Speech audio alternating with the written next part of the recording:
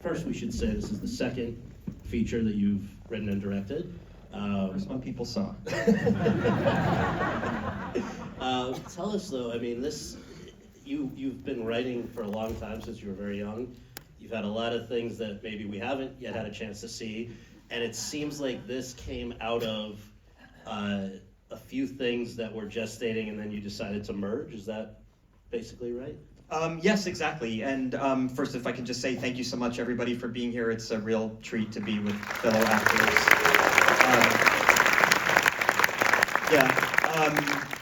Actually, so my background is in playwriting, first play I wrote took place in Poland. It was about me and my second cousin who survived the war, and kind of a shitty version of me, like a kind of self-centered version of me. I mean, maybe accurate version of me. And then my second cousin. And then I've just written a bunch of other plays, and then I've written a story that took place in Mongolia about characters like Benji and David who are going to Mongolia to meet their friend who had moved out there, and I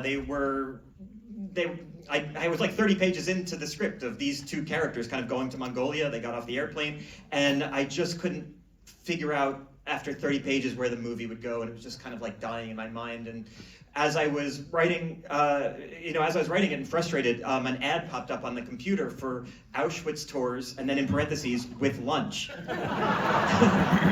And so I clicked on the ad, and it took me to the site of basically like a yuppie American tour to the sites of the Holocaust. And I was just like, this is so fucking weird. This is so weird. Oh, sorry for my language. I think there's sorry about that. You'll hear it again, I'm sure. But basically, I was just like, oh, this is such a weird thing. And I thought, this is fascinating, because I had these two great characters. I had this great interplay between them, but I didn't have enough of like a texture behind them to make the story something richer. And so when I saw that, it kind of codified for me what the whole thing could be. And there was also an element of a great aunt of yours that you were writing? Yeah, and then so like Grandma Dory in this movie is my Aunt Doris. She lived in the house that we filmed in. So the last scene where the guys go to the house and they put the rock down, that was at the house my family lived in up until 1939, and they allowed us, I say they allowed us to film there, but actually they were really upset with us because they didn't want us to film there. And finally we got to the bottom of it, and they just said, no, our house isn't pretty enough for a movie. And so we were like, no, we don't need the pretty, don't worry about that, And then they were like, what, it's not pretty enough? But basically that's the house. So one more for Jesse before I move on down the line. But Jesse, I want to talk about the casting of this, because I believe for the role of Benji, you were originally considering a very talented actor by the name of Jesse Eisenberg. And so I wonder how this ended up not being you, and how it ended up being Kieran Culkin. I think there's an interesting story there. Yeah, very strange roundabout story. Basically, like after I had my sister I think is here, Hallie somewhere. You're here? Hi. So basically, I had written this scene on the monument where Kieran calls all the characters up, and I had showed it to my sister that night. I was like, I just wrote this scene. Do you think it's funny? And she said, there's one person who could play this part. It's Kieran Culkin. And so that was like 30 pages into it. And then I had finished the script, and I kind of... Thank you, Hallie. Yeah, she's there. Yeah. You owe her 10% of... It wasn't even scale because we're in Poland, so... I'll give you $20. She owes you... Yeah. I think that's right. So basically what happened was, but then I had kind of forgotten about that, and after I finished the script, I thought I would play that role. It's the cool role, and I'd kind of done a similar character on stage, so I thought, oh, this would be a good, showcase for me to do this interesting role that I wouldn't normally be cast in or whatever. And then our producer is Emma Stone, and she's produced and acted in a lot of movies. Yeah, she's an amazing producer, as well as actor, obviously. And she told me, don't play that role. Basically, not like I would be bad in it. She just said or maybe that was what she was thinking, but what she said was just you can't run a set and then play a character that's unhinged. And yeah. Well, but anyway, guess who can? But so I'll just say as my final part of my final answer was just it's the greatest decision that's ever been made on my behalf, because I have not seen live a better performance in my life than what Kieran did. And I think and everybody sees the movie, and we're all actors here, so we kind of understand what he's doing, the subtlety that he's bringing to the character. It's so hard to describe how brilliant it is. You just have to see it, and you have, because he's just doing this magic trick of you're falling in love with this guy who's just doing all the wrong things. And it's a pure magic trick that he pulls off. Right here, man. And you Paul. So Kieran, you, I believe, were filming the final season of Succession when this script showed up, and I wonder if you can tell us, your first impressions, and then also why it was that apparently you did try to get out of this gig. I did, but not for any creative reason or whatever. To me, it was a brilliant script. It was all right there on the page, and I just couldn't wait to get in there and play it. But yeah, the shoot for Succession ended up going months late, and this got pulled up, and there was a scheduling thing, and blah blah blah, and it basically meant okay, I have to go right into doing a job and be away from my family for a long time. And I struggled with trying to get out of it. Nobody let Jesse know that I was about to back out of his movie. He's like, got this cast, it's all set. Yeah. Shooting in 2 weeks.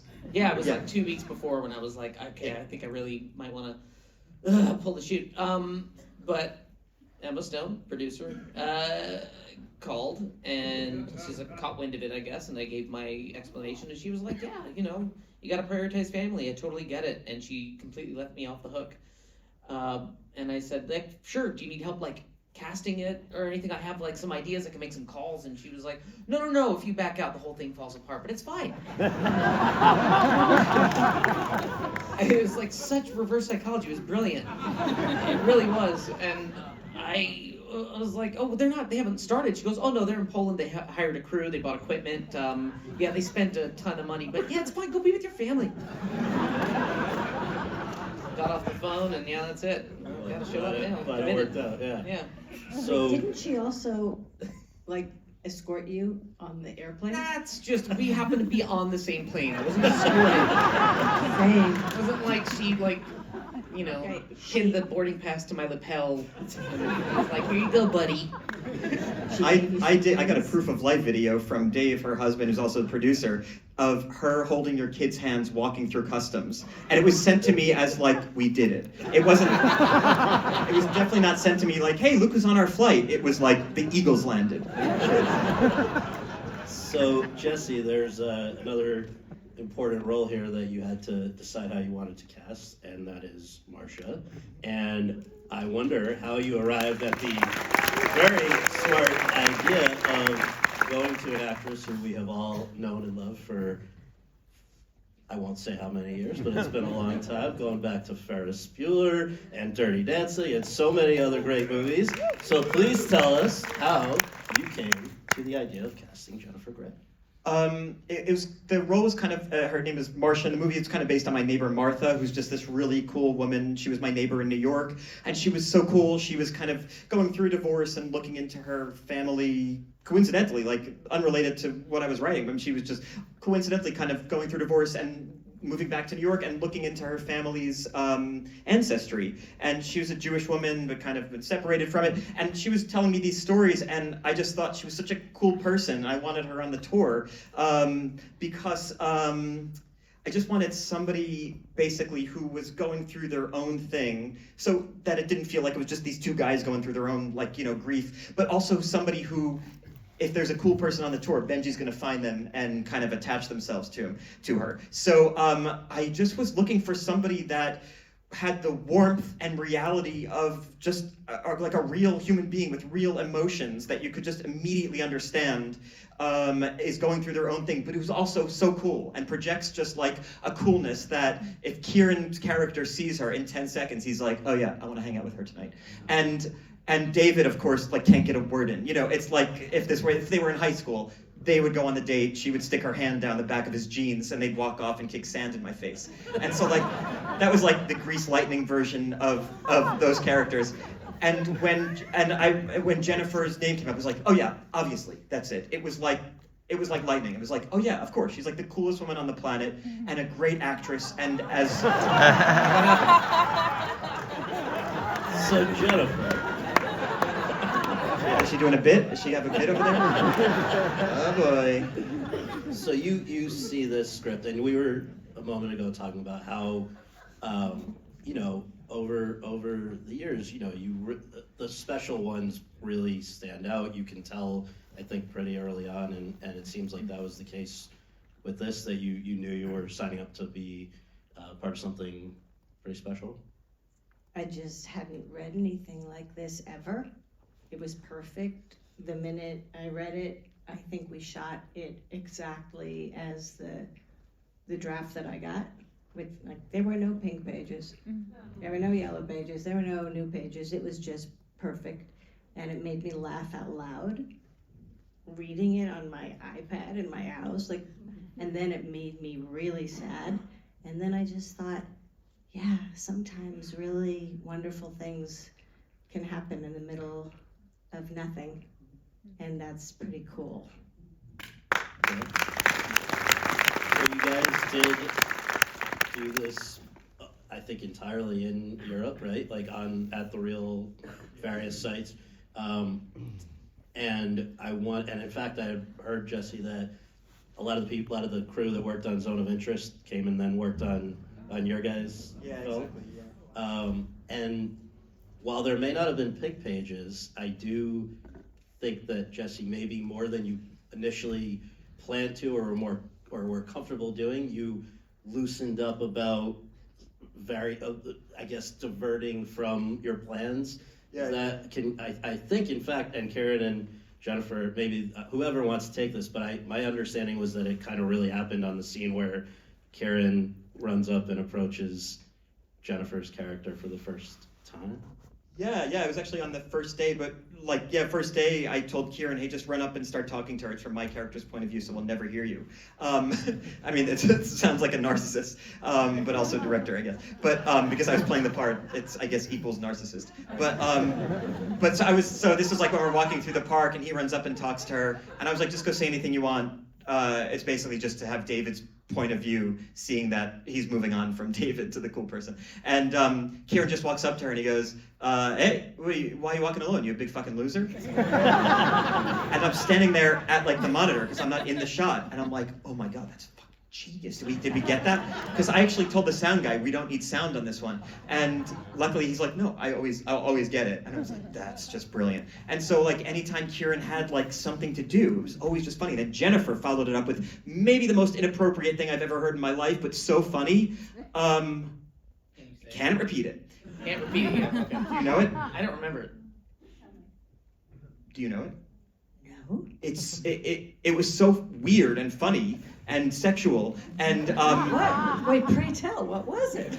like you said something along the lines of, sometimes the fucking you're getting is not worth the fucking you're getting. And it was like, That actually is one of my it was like favorite this expressions. MC Escher sentence.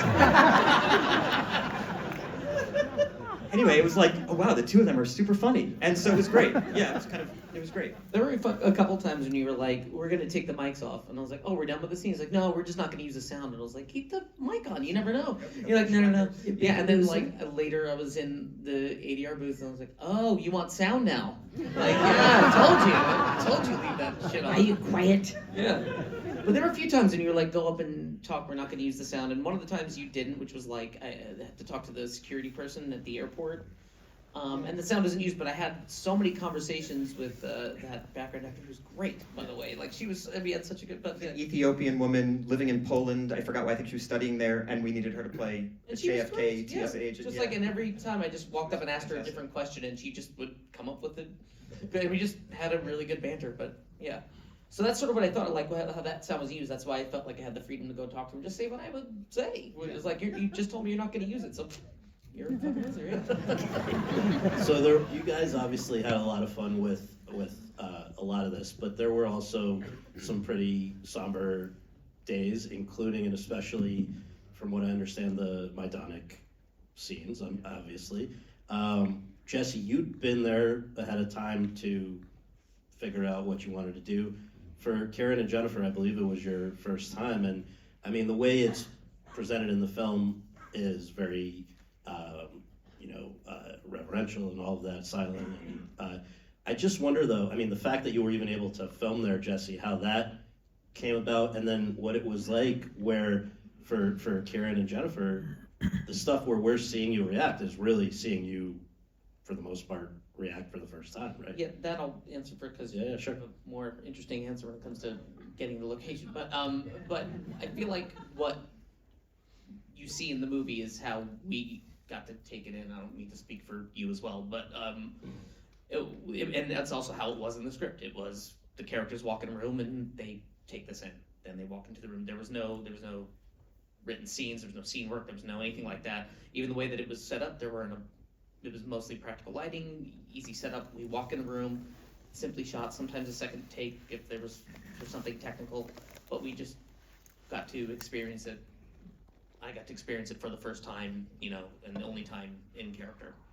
And Jennifer, it really, again, not unexpectedly, but it really hit you in the moment, right?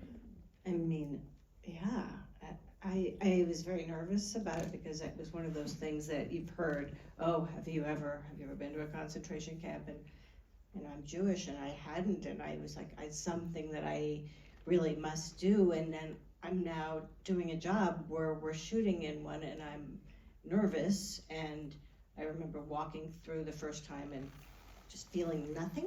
I think I was super defended. And then all of a sudden I got very queasy. And I whispered to Jesse, I go, I'm really queasy. I feel like I'm gonna be sick. And he goes, what, did you eat something? Is it food poisoning? Like, I know he just saw the whole day go. He was like, oh great, we have one day here and she's not gonna be able to shoot. And I was like, I don't think it's that. I think it might be the place. And then we went and shot and I was, I'm like, okay, I guess this is okay, I can handle this. And then all of a sudden, Will Sharp was given, Will Sharp, the actor who plays the tour guy magnificently, he was given, just the last minute, a testimonial from one of the survivors of the camp. And it was something we'd never heard or read, and suddenly, I just felt like this energy come up inside from, I don't know, just something happened, and I can't, I always become pre-verbal when we get to this part because I can't explain what happened except for it was bad.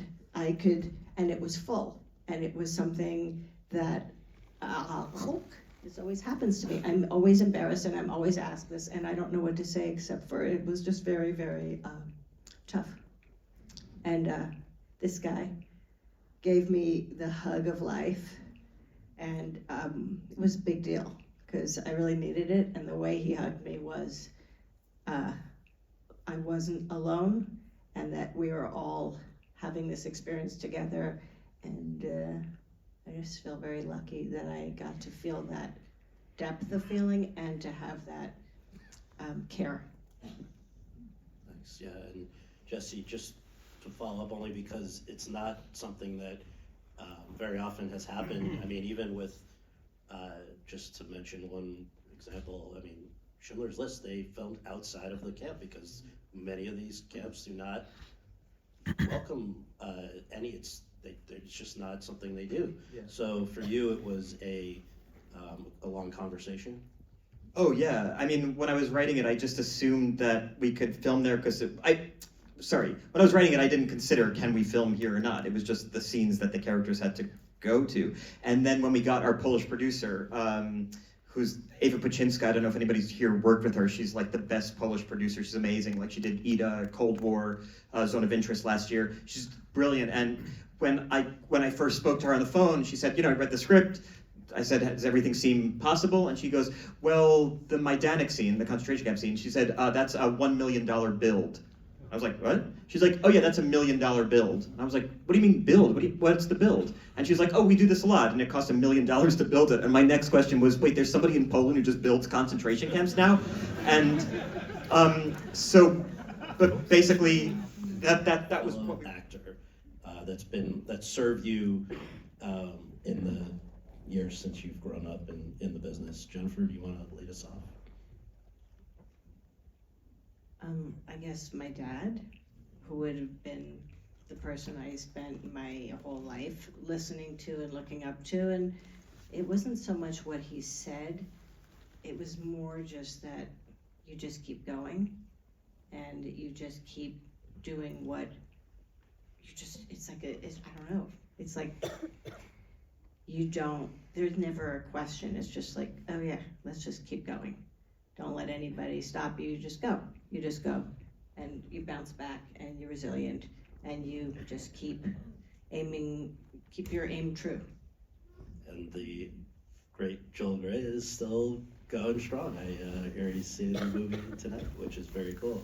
And if you guys make fun of me in front of him, I'll kill you. Is that the later screen? Yes. So I can do it now? Get it out. Just get it out. So, Kieran. God, good question. Wish I took time to think.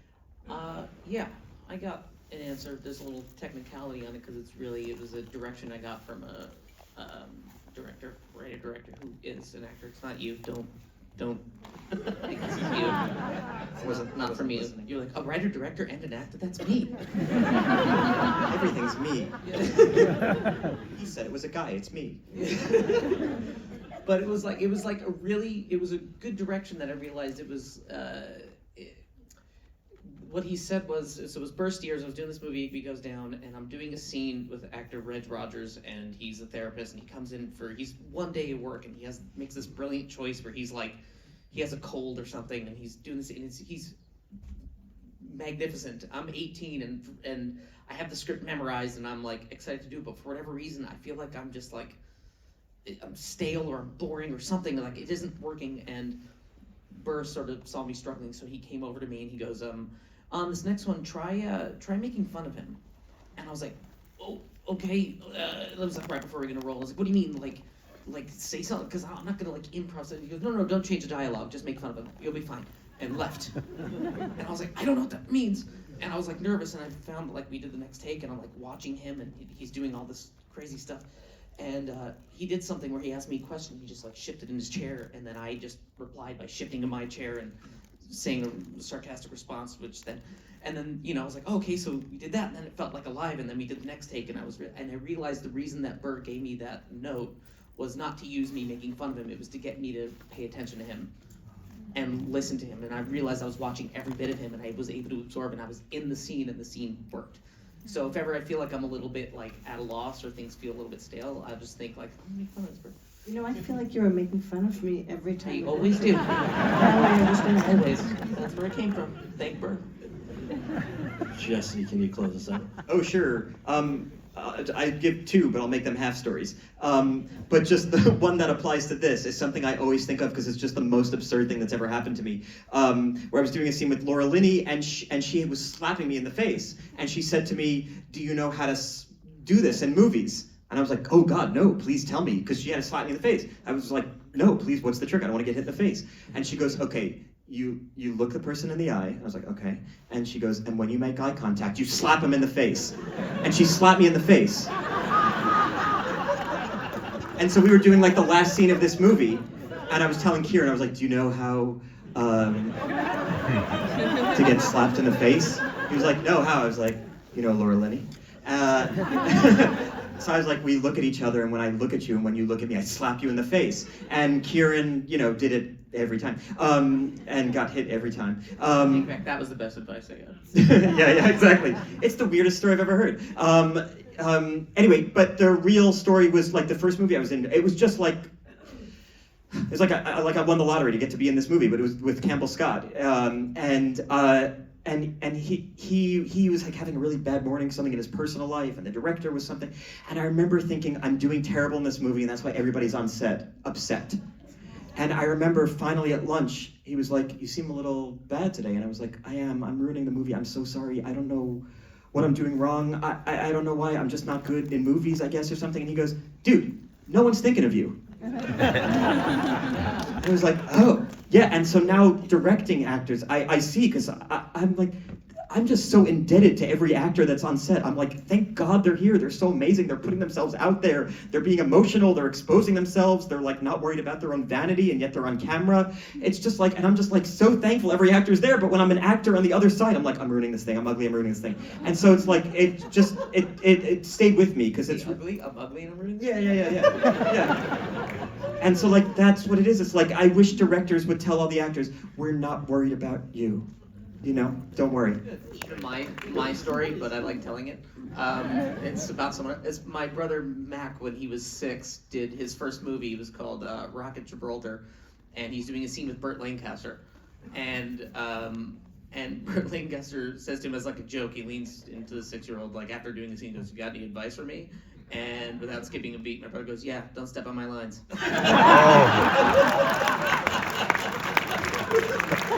Yeah. Well,